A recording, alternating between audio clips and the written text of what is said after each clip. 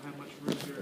So here's one way to work the middle traps. Okay, what you're going to do is just squeeze your shoulder blades together. Right? Just let your arm hang down. Right? Okay, there you go, just like that. Okay, so that's working middle traps. How can I make it a little harder? Right? You have to work a little harder for this. The weight? I can increase the lever arm by having her out like this and say, now you can lift your arm up and squeeze your shoulder blades in.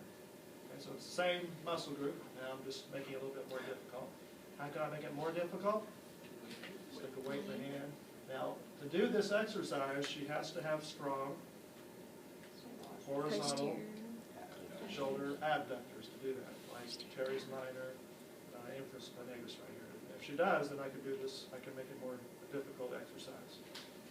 Okay, so if you think about it, with the TheraBand in the standing or sitting position, I could do basically the same exercise.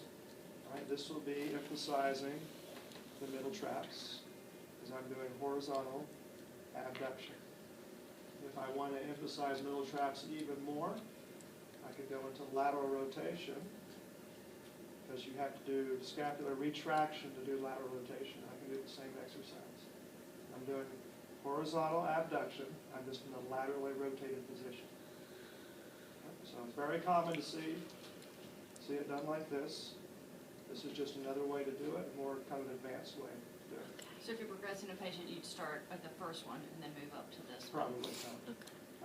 And notice I'm not doing lateral rotation, which is another exercise you could do, but I'm doing an isometric contraction of the lateral rotators, and then the dynamic movement is shoulder abduction, horizontal abduction.